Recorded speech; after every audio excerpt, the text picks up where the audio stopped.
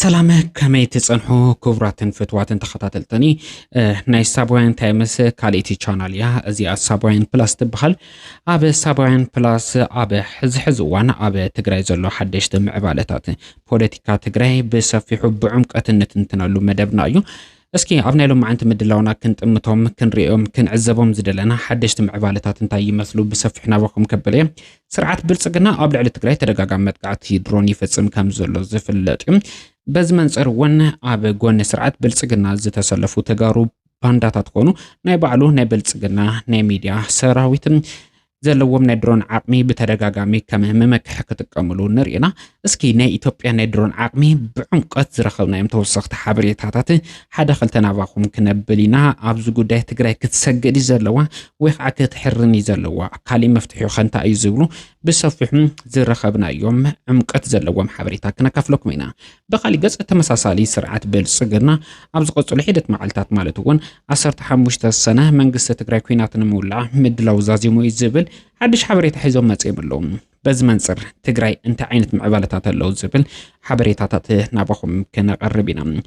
خالي توسخ حبريتانا دما دكتور رضا برها مالتون كنتيبا ከተማ መቀለ ካብ ሓላፍነቱ ከም ዝተልዓለ እንዳተገለጸ ይርከብ መዝ ጉዳይ ተተሓይዙ ዝሰራጨው ዘሎ ሓበሬታ ውን ከነካፍለኩም ኢና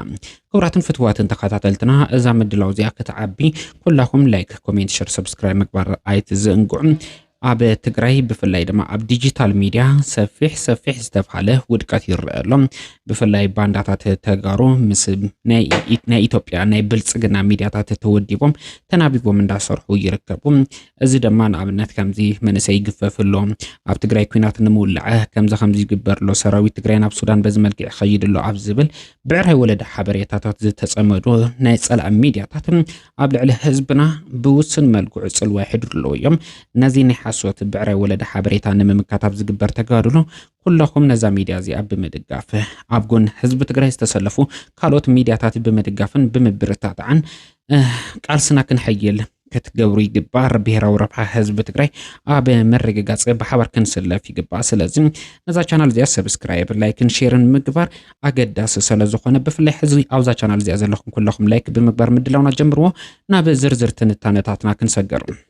أقدمنا مس ويزرو أخذ تتحز حبريتا كنكفلكم كم زفلت ويزرو أخذ حلف أبزقني تابع محبر وميديا قليلا بزحلفوا حبريتا مقنعتها بتحت قيد آتين من بارن زفلتهم كم زفلت من قصة تقراي بفلاي تتونزي فوتسان حبيت مخر من قصة تقراي نفس رحم ممصوص يعبهم قال سمخته نمحيا لحدنا حزب تግራይ ናብ ዝነበሮ ንምምላስ ኣብ ሚድያ ዘሎ ሓደገኛ ምንቅስቃስ ንምምካትውን ሓደ ኣዋጅ ኣውፅኡ ምንባሩ ዝፍለጥ እዩ ብፍላይ እቲ ኣዋጅ መኸተ ዝብል ስያመ ዝተወሃቦ እንትኸውን ንቃል ስመኸተ ኣብ ዝዕንቅፉ ብዕራይ ወለደ ዝኾኑ ሓበሬታ ዝሳተፉ ኣካላት بحق تحتات زخونلو بايتا أنصفو حقاو تيون دا سرح يركم از دما حزب تግራይ ኣብ ተኣትይዎ ዘሎ ሓደጋ ንምድሓን ብሄራዊ ረብሓታት ህዝቢ ትግራይ ውን ውሕስን ምግባር ወይ ከዓ ህዝብ ትግራይ ታሪፎም ዘለው ከም ግዛታው ሓድነት ትግራይ መምላስ ተመዛበልቲ ናብ መረበቶም መምላስ ዳግመ ህንጸት ትግራይ ንምስኻዕ ኣብ ዝገብሮ ዘሎ ቃልሲ ሕቶታቱን ክመለሱ ዓሊሙ ኣብ ዝገብሮ ዘሎ ቃልሲ አንቃፋይ ዝኾኑ ምንቅስቃሳት ንምእላይ ዓሊሙ ዘውፅኦ ሓድሽ ሕጊ እዩ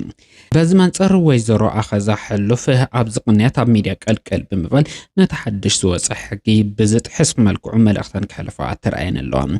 ብረገጽ እዘና ወላዲ ከዚአን ኣብ ሕሉፍ ታሪካን ኣብ ቃልሲ ህዝብ ትግራይ ብዝተፈላለየ መንገዲ ደቀን ብምሃብ ኮነ ደጀን ብምዃን ናይ ባዕለን ኣበርክቶ ክህልወን ይኽእል እዩ ይኹን እምበር ብዝኾነ ይኹን ናይ ሕጊ መዐቀኒ ሕጊ ዝጥሓሰ ኣካል ጓል ኣንስተይቲ ትኹን ወዲ ተባዕታይ ዕድሚኡ ድፍእ ዘበለ ይኹን ህፃን ተሓታቱ ዝኾነሉ ሕጋዊ መስርሕ ከም ዘሎ ኩላትና ንፈልጦ ሓቂ እዩ ሕጊ ተሓላሊፈን ዝተረኸባ ወይዘሮ ኣኸዛ ድማ ተሓታቲት ኮይነን ናብ ሕጊ ጽላል ኮርዳ ተገዲደን እየን በዚ ምክንያት ኣብ ሰፊሕ ናይ ፕሮፓጋንዳ ወፍሪ ጸላእ ዝተሰለፉ ሓይልታት ተጋሩ ነዚ ጉዳይ ከም ዓብይ መዘራረብ ብምግባር ኣብ ልዕሊ መሪሕነት ትግራይ ጽልዋ ክሕድሩ ፈቲኖም እዮም ብርግጽ መንግስቲ ትግራይ ኣብ ጉዳይ ወይዘሮ ኣኸዛ ሕሉፍ ገለ ጸላእቲ ንፖለቲካዊ መጥቀሚ ክጥቀሙለን ናብ ሚድያ ሒዞም ቀልቀል ብምባል ካውለ ነቲ ሕጊ ብምጥሓሰን ናብ ሕጊ መቕራበን ብክልተ ኣንፈትን ፖለቲካዊ ከስቢ ክረኽቡለን ይሰርሑ ክህልው ከም ዝኽእሉ ምግማቱም ኣየጸግመን መንግስቲ ትግራይ ካብዚ ብምብጋስ ነዚ ጉዳይ ንምፍታሕ ሰፋሕቲ ስራሕቲ ይሰርሕ ኣሎ ይኹን እምበር ነቲ ጉዳይ ዝተፈላለዩ ሽማሽም ብምኻብ ኣብ ምግዳድ ዝተዋፈርኩም ኣካላት መኸተ ህዝቢ ትግራይ ሕዝውን ፈፂሙ ንድሕሪት ክምለስ ኣብ ዘይኽእል ብርኪ ከም ዝበፅሐ ክትርድኡ ይግባእ ኣብ ዝቕፅሉ ሒደት መዓልታት ምስ ወይዘሮ ኣኸ ዘሕልፍ ዝተተሓዘ ሓድሽ ዜና ናባኹም ክቐርብ እየ ዘሎ ምዕባለ ግን ብሕጊ ዝተተሓዘ ጉዳይ እዩ መንግስቲ ትግራይ እውን ነዚ ጉዳይ እዚ በቲ ሓድሽ ዘውፅኦ ሕጊ መሰረት እውን ይከታተሎ ከም ዘሎ ንምፍላጥ ተኻይድሎ ኣብ ዝባን እዘን ወላዲት እዚአን ዝተሰለፉ ናይ ጸልአ ሓይሊ እንታይ ዓይነት ዕላማ ሒዞም ናብዚ ስራሕ እዚ ከም ዝመጽውን ብዕምቀት ምርመራ ይግበረሉ ከም ዘሎ ንምፍላጥ ተኻይድሎ ኣብ ዝቕፅሉ ሒደት መዓልታት ሓድሽ ምዕባለ ክህልው እዩ ብሰፊሑ ከም ተልሙድ እንዳተኸታተልና ናባኹም መቕራብና ክንቀጽል ኢና بخالي قص بانداتات تجارو أنصار ربح حزب تجري تسليفهم نخبدهم زخون نحاسود بروباغندا وفري مع التوك زرقو خاطر بفلاي سرعة بلصقنا أبحد حد أنصار تجري زلقوا وحابريتا مع التاوي جبوهم زمل اللهم يمسلو زم أكلات الزيوم كمني دسيا شنف الزبالو نبرات الجازيت أنياتا تجارم أبز حزوانه نسأل أيتم بركيهم بعري ولدا أبزخون حابريتا تسليفهم كم زلو كلاتنا نفلتو حق يوم بس مسارات دسيا شنافي لهم عنتي أزرار بستفحل حابريتا حيزوات لهم برقت بزحاته أنصار زخونو زي تفلالي حسابات ندان صبارو يركبو دسيا شنافي أبنا لهم عنت حابريتو زحلفو حابريتا كم زملاختو أب زقصلو حيدت معالتات منقسة تقري كوينات نمولع زخلو زي تفلالي ودابتات ويخ عمد لوات يقبر له زبل كسي حزيو القليلو زركب دسيا شنافي حزو وزوز حابريتا كم زملاختو منقسة تقري أب زمص سنة 15 2010 شمانتان أمت مرت بعقوطات سراجز كوينات نمجمر مولو مدلاو زازيمو أبالاتون يتأخاقب من إسيون يقفف نباراته تقادلتون ناب مسمر نخماس دفيت قور لو زبل الزراربي بعرى ولد حبريته حزو ماسيلو كم زفلت دسياشنا في قدم كبل عصرت حدا لكاتيت منقصة تقراي كوينات نمولع مدفات حزو لو زبل تمساسالي قمت كانت صبارع موكيرون يرجون أزول كاسبزي معلتاتن علاتاتن انداتقسم تقراي كوينات نمولع الشباشب الزبل من إساي كاب تقرأ كوتس كاليون اتهزب ترقاقيو كيين كساس زعلمو أزيوم زحفرو زحزنو حبريتاتات آب مسرج أو توديبو يسرح لهم إذا من إساي زي سرعة بلسقنا معالتاو يكون سومناوي ناب جبو آب زازنبو قرش مسرات بمقبار كم زعينت نمسمو عم زقرمو أزيوم زحفرو حبريتا اندا سراجو حزب اندا دناقرم من إساي ون كبتان اندا قبر يركب آب تاريك تقرأيون أبد صلي مزجب كابز سافرو شومات اتحاد مخانون اندات نجار يركم سرعة بلسقنا أبد أبتها قرب فلا أب إيتوبيا زختلو زلو قطباو بوليسيتاتو أبل علزيقاتاتو كبير زيت بحاله نايمن بار حدا غاز فتره خوين يركب أبز غربا معالتا تعذيبكم من تخوينو أبع كمن التيك توك فيسبوك زبالو ما حبراو مراخبتات بركز زبالو قنات بدفرات نبقدميت بممصا أبل عليهم زبزح زلو بدل قطباو قلولو اتحاقر بمنقاف منقست زخدا زلو منقادي بصفي حندا وقوس يركبو قاليهم دما نتقدم حزين 27 عامتات زنبرة ناس المات قزي كولو زوعسو زنبرو تناسيحهم نابي قرتا زمسل حبريتا اندا سراچو يركبم ازي كمزيلو اندا قصله ابزركبل وانه منغست ايتوبيا داغم دروناتو كم ممكح كتقملهم قصيل يركب قطبا ايتوبيا ازيو بزل على درجه كشقلقل كودق يغبرو كابزلو مسرتاو نغرات اتحاد مخانو زنغرالو منغست ايتوبيا بشم درون زغبرم زلو منقسقاسات اتحاد تغيرو يوسد اسكي منغست ايتوبيا زلو درونات اب زغبرو منقسقاسات زوصوم زلو وصاتات زملكات سفح زبل حبريتا نابخم كنبل منغست ايتوبيا بايراكتار آكينجي بايراكتار توبيتون مهاجر شدشتان وينجلونجن زتبخالو درونات أبتحتي ونينو كم زلو ينقرالو ازم درونات بصفيحو عبد زتفلاليو وتهدرو من كسغاسات إيتوبيا عب معلا كم زو الوني تقاسم منغست إيتوبيا نزوم درونات زيو من مقداقي بركز زبالة $1,000,000 وصا كم زقبري زنقرالو ازم عزيوم كبيد زتفخالة قطباو قلولو اب حاجر كفترو زخولو وصاتات زحاتو درونات اب تكبار كوعو تلو زسعبو كيسارات زطمت حبريتا ككفلكم መንግስቲ ኢትዮጵያ ካብዘን ዘለዎ ዝተፈላልያ ድሮናት ባይራክታር ቲቢቱ ዝተባሃለ ድሮን ብተደጋጋሚ ክጥቀመላ ይዝረብ እዛ ድሮን እዚኣ ኣብ ቱርኪ ከም እትምረት ይዝነገረላ ቱርኪ እውን ነዛ ድሮን እዚኣ ንኢትዮጵያውያን ክትሸጥ እንተኮይና ዋጋኣ ናብ 9 ሚሊዮን ዶላር አካባቢ ይዘውጽእ እዚ ማለት ድማ 1.1 ቢሊዮን ብር መንግስቲ ኢትዮጵያ ንቱርኪ ከፍል ከም ዘሎ ንጹር ሓበሬታ እዩ እዛ ባይራክታር ቱቢቱ ተባሂላ እትፍለጥ ድሮን 4 ቦምብታት ናይ መሓዝ ዓቕሚ ከም ዘለዋ ይንገር ካብዞም ቦምብታት ድማ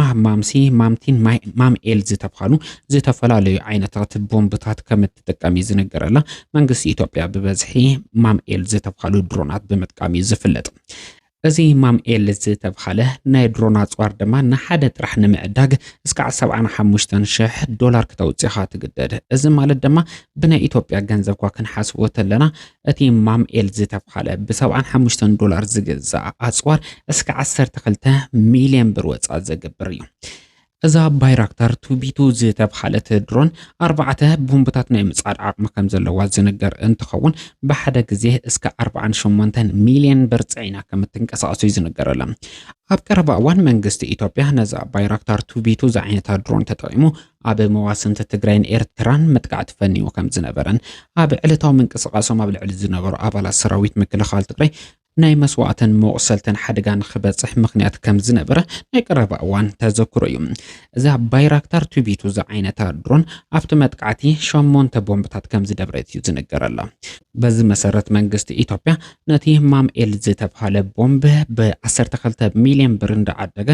ኣብቲ ሓንቲ ግዜ ዝተፈነወት መጥቃዕቲ 8 ቦምብታት ብምድብራይ ናብ 96 ሚሊዮን ብር ወጻእ ከም ዝገበረ እዩ ዝነገረሉ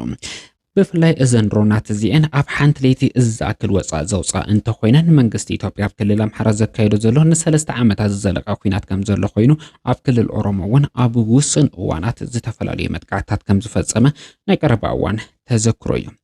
ኣብ ክልል ኦሮሞ ኮነ ክልል ኣምሓራ አንጻር ፋኖን ሰራዊት ሓርነት ኦሮሞን ካብ ዝካየድ ዘሎ ኩናት ንላዕሊ ብርክት ዝበለ ናይ ድሮን መጥቃዕትታት ብዕጽፍታት ዝተፈነወሉ ኩናት መጥቃዕትታት ድማ ኣብ ኩናት ትግራይ እዩ መንግስቲ ኢትዮጵያ ብበዝሒ ናይ ድሮን መጥቃዕትታት ኣብቲ እዋን ከም ዝፈነወ ዝፍለጥ እዩ በዚ መንጽር ክንዕዘብ ከለና መንግስቲ ኢትዮጵያ ኣብ ቁጠባ ኢትዮጵያ ከቢድ ምንጋዕ ክፈጥር ዝኽእል ናይ ድሮን ምንቅስቃሳት ይካየድ ከም ዘሎ ይዝነገር መንግስቲ ኢትዮጵያ ድሮናቱ ተጠቂሙ ብዝፈጽሞ መጥቃዕቲ ካብ ዝገጥሞ ኪሳራ ብትወሳኺ እውን ብናይ ቴክኒክ ጸገም ኮነ ኣብ ሱዳን ሓልሓሊፉ ድማ ኣብ ክልል ኣምሓራ ብዝተፈነወ ናይ ጸረ ድሮን መጥቃዕትታት እውን ድሮናቱ ከም ዝተሓምሸሻ ይነገረሉ ኣብ ዶብ ኤርትራ እውን ብተመሳሳሊ ኣብ ቀረባት ሓምሸሻ ምንባራ እውን ዝፍለጥ እዩ በዚ መንጽር እዛ ባይራክታር ቱቢቱ ዝተባሃለት ድሮን እስከ 1.1 ቢሊዮን ብር ወይ ከዓ 9 ሚሊዮን ዶላር ወጻእ ተሓተት ድሮን ክትሕምሸሽ ከላ ድማ ዝገጥም ከቢድ ቁጠባዊ ቀለላው እቲ ሃገር ምግማት ቀሊል እዩ ካብዚ ብተወሳኺ መንግስቲ ኢትዮጵያ ናይ ፍላይት ኮስት ንዘንድሮናት በብግዚኡ ወጻእ ከም ዝገብር ይዝነገር ንዳሃሳስ ተባሂሉ ንስለላ ተባሂሉ ኣብ ሰማያት ክሕንበባ ዝውዕላ ዘንድሮናት ኣብ ሕድሕድ ሰዓታት ብርከት ዝበለ ዶላራት ወጻእ ከም ዝገብራ እውን ይነገረለን ካብ ሰሞያን ኪላታት እቲ ዘርፍ ዝተረኸበ ሓበሬታ ዘመላኽቱ ብሓፈሻ ስርዓት ብልጽግና ንድሮናት ክብል ዝገብሮ ዘሎ ወጻኢ ኣብ ቁጠባ እቲ ሃገር ዝፈጥሮ ዘሎ ጽልዋ ኣብ ቀረባ እዋናት ኣብ ማሕበራዊ ሚድያ ካብ ዜጋታት ዝስምዑ ዘለው ተቃውሞ ግልጽ ኮይኖም ዘርእዩ እዮም ዶክተር ረዳእ በርሀ ከንቲባ ከተማ መቐለ ካብ ሓላፍነቱ ከም ዝተልዓለ እንዳተገለጸ ይርከብ ከም ዝፍለጥ ከንቲባ ከተማ መቐለ ዝኾነ ዶክተር ረዳእ በርሀ ኣብ እዋን መሪሕነት ኣይተ ጌታቸው ረዳ ብዝተፈጠረ ፖለቲካዊ ውጥረት ናብ ስልጣን ዝመጸ ውልቀ ሰብ መንባሩ ዝፍለጥ እዩ ኣብቲ እዋን ጌታቸው ረዳ ብመንገዲ ቤት ምክሪ ከተማ መቐለ ሹመት ንዝረኸበ ዶክተር ረዳእ በርሀ ኣይቅበልን ብዝብል ከቢድ ተቃውሞ ናይ ባዕሉ ከንቲባ እውን ብምቕራብ ኣብ ከተማ መቐለ ክልተ ከንቲባታት ንክህልው ከቢድ ዕንቅፋት ፈጢሩ መንባሩ ዝዝከር ይኹን እምበር ህዝባዊ ቃልሲ ሓይሉ ዶክተር ረዳእ በርሀ ናብ ስልጣን ክመጽእ ዝኻለሉ ባይታ ተፈጢሩ እዩ ጌታቸው ረዳ ዝመረጾ ከንቲባ ኮነ ባዕሉ ጌታቸው ረዳ ሹመቶም ውሕስ ክገብሩ ከይከኣሉ ካብ ትግራይ ዝወጽሉ ህሞት እውን ተፈጢሩ መንባሩ ዝዝከር እዩ ሕዚ ግን ምክንያቱ ንጹር ብዘይኮነ መንገዲ ዶክተር ረዳእ በርሀ ካብ ሓላፍነቱ ከም ዝተልዓለ እዩ እንዳተገለጸ ዝርከብ ኣባል ማእኸላይ ኮሚቴ ውድብ ህዝባዊ ወያነ ሓርነት ትግራይ ዝኾነ ዶክተር ረዳእ በርሀ مسجعزينا متفقات تحيزو تطرطيرو كون كم زخل فلفلاتنا زتقاسلنا انتخونو ابز قداي ميديانا كم تلمود اخول متصري بمقبر توسخ حبريتانا بخم كنقربه قال اتينا كنفليكم دحنكونو